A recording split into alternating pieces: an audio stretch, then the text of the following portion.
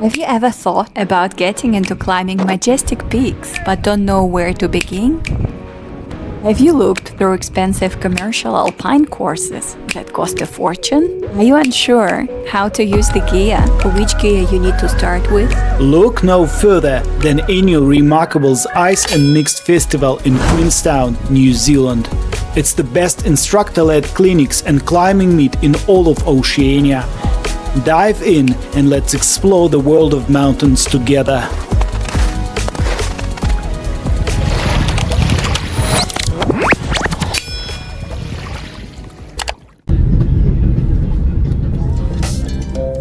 The festival's location gives you a super cool reason to visit the best town in New Zealand, Queenstown.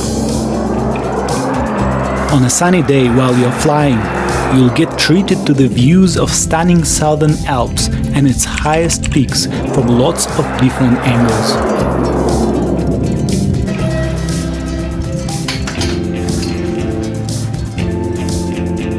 We just arrived to the Queenstown airport. We are going to collect our baggage and the fun begins. It looks like this year there is much more snow after the Remarkables than it was last year.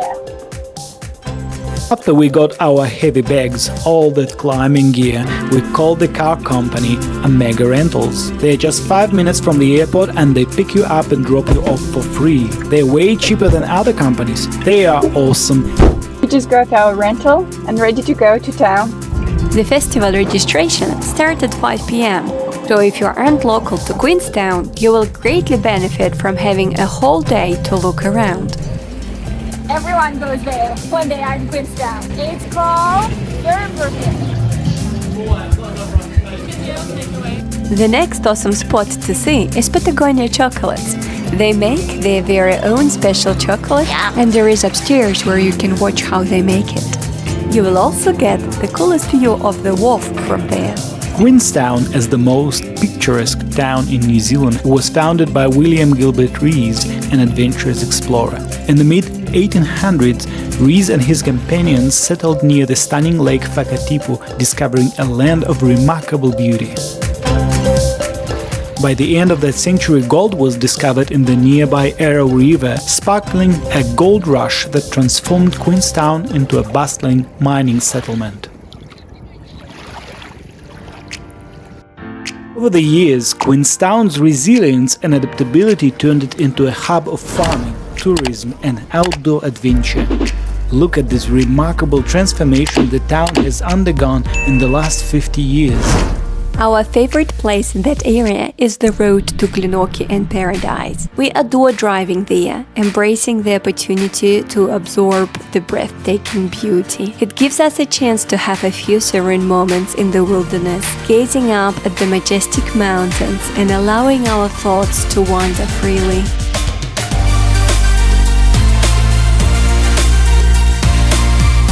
Paradise. It's a place straight out of a fantasy realm. This location has gained fame as a filming site for the iconic The Lord of the Rings.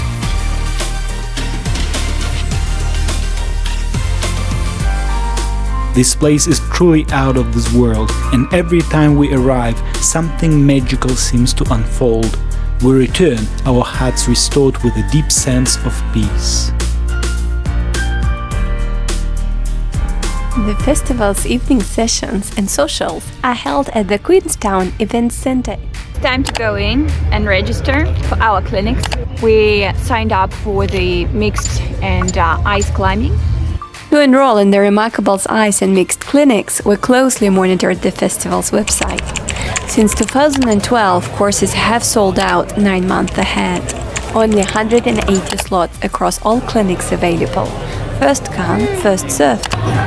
Kind of a heavy atmosphere where everyone tries to find someone to do. This year, we secured 2 spots for ice and mixed climbing. Yay! So nice. Stay tuned for a glimpse of what's involved. Besides ice and mixed climbing, there are 5 different courses available for capable students, including Intro to the Backcountry Skiing, Snowcraft Levels 1 and 2 for beginners, Learning to Lead on Tread for intermediates, and a special course exclusively for girls called Chicks and Pigs. All clinics are led by the top climbers from the New Zealand Alpine team. You can also find a partner and join the general climbing sessions. The benefits of attending general climbing include access to climbing partners, route information, and other exciting festival events.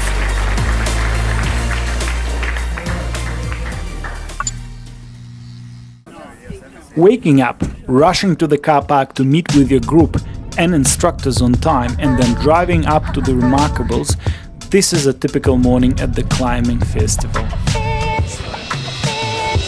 Hi Pally, Hey. Looks like it's going to be a great day on the hill today. Yeah. Looking forward to some nice learning to leave with this awesome crew. Cool. What are you up to? We're just going to walk up to Queen's Drive and do some practice belay building, and then split up into pairs and do like a bunch of different skills stations. Abseiling, pitching, mixed climbing. Yeah. Cool. Have a good day. Thanks.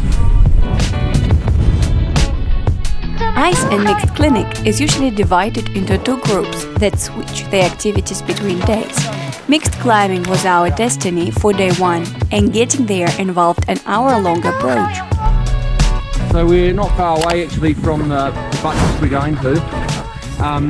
Pretty much just make up to the saddle, and it's like about 10 minutes walk from there, just around this corner. It is quite exposed when we get to that saddle, so like you can see Queenstown. So if anyone's got a bit of a problem with exposure, and people have had it before, just let us know. Yeah, we're all going to put crampons on here, and we'll be taking them off again when we get to the crag, but it's just in case it's icy on the way over, we'll put them on here. And also this is my chance, I can instantly tell if some of you have never worn crampons. For today, our instructor is Jonah, a top ice and mixed climbing expert. His experience and tips are priceless. You take the crampons off just for, you've got to do a little bit of bouldering around, and you don't want to fall and catch your crampons. Right, it's going to feel quite foreign if you've never done this. Right, you can hold on to really small holes with these. Why they have the mixed climbing rock feeling gene or not. Mountaineering is a serious endeavor, and acquiring the right skills is critical for success. There's a little bit of ice there, and there's also a crack. I'd try and tap into that ice and see if that can hold. Our goal was to gain independence in climbing peaks while effectively managing risks. We explored various options for mountain courses before discovering Remarkables Ice and Mixed. It quickly became evident that this was the most valuable and effective choice. The festival operates as a learning program designed to provide a clear pathway for beginners to develop into experienced climbers where you can learn directly from the very best. So this trip, like, I booked for this one like September last year, so. Just climb that route from the other side. This is my first time mixed climbing, especially for beginner. Like, I rely a lot on my arms, so I got super puffed. Mixed climbing is like a combination of climbing on rocks, ice, snow, and frozen ground. Here is how it works. You use your ice axes and crampons to move up the route by sticking them into small cracks and edges on icy rocks. Many alpine routes include steep sections of mixed climbing.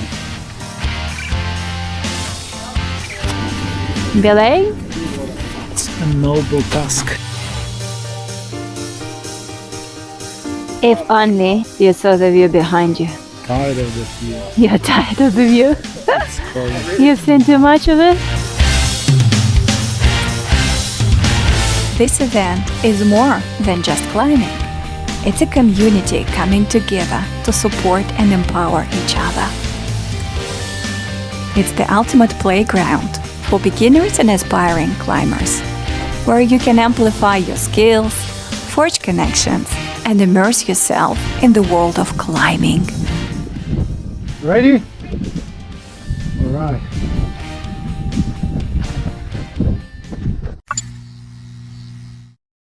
You may wonder what's about food during the festival. So we just got 2 green curries from the organic Thai, just a good place nearby. You get a food and then you come and you eat. Let's go. A key festival event is a charity silent auction where you can get quality climbing gear from sponsors while raising money for the Expedition Capital Fund. The festival is non-profit with no paid staff. All funds go back to the festival and climbing community. This painting was donated To the Expedition Climbers Fund. There will be an auction at the end of the festival. One lucky person will take it home. Look at this. It is so stunning. An ice hang competition brought in by Small Planet Sports became a crowd favorite during the evening sessions. The physical aspect of the challenge was further complicated by the slippery grip of the sweaty ice axe handle. Maybe next time climbing gloves or chalk shall be permitted to even the playing field. By the way, if you're flying in and need rental gear, Small Planet is the top choice. Okay, so we arrived to the visitor center to go for our ice clinic today. We have a whole heap of people getting ready and we will storm to the snowfield soon.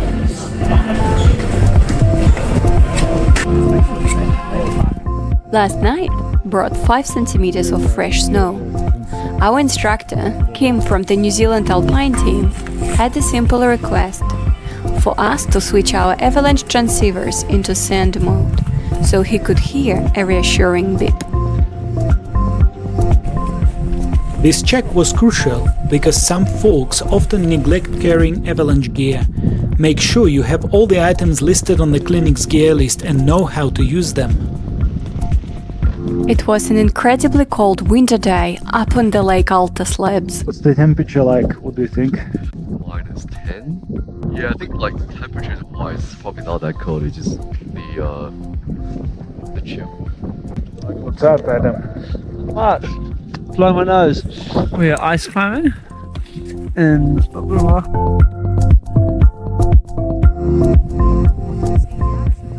Are you cold, guys? I am. We should play a game. Okay. Like Adam just taught us. Oh yeah, that one. Yeah. Our day of climbing was focused on ice climbing techniques. With the safety of top rope, Kim and Craig, our excellent instructors, not only guided us through the process but also provided individual attention to every climber. How did you find the experience, Tessa? Awesome. So much better than rock climbing. My favorite year. They corrected our technique, offered valuable guidance for our future development, and generously shared helpful tips.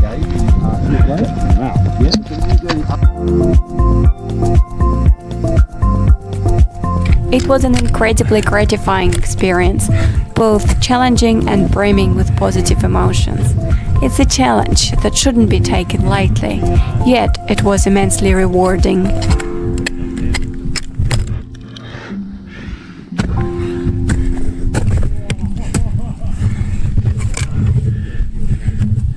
An easy one. An old timer told me, he said the mantra is don't fall, don't die, and he just say it all the time when you're on big mountain routes, especially when you're descending. Don't fall, don't die, don't fall, don't die. This festival greatly benefits those seeking alpine development beyond their local alpine clubs, especially when they have demanding jobs and limited time for regular participation. Coming back here annually to refine our skills has proven the most effective for us. It can take years to get a really good level of fitness. You won't, even if you do the perfect fitness, if you do the most amazing, best training in the whole world, most scientifically, educated, best training, 3 months will not make you into an Olympic athlete. It takes years and years and years to build it, but it will change if you consistently, progressively overload for months and weeks and years on end. Then you will eventually become fit.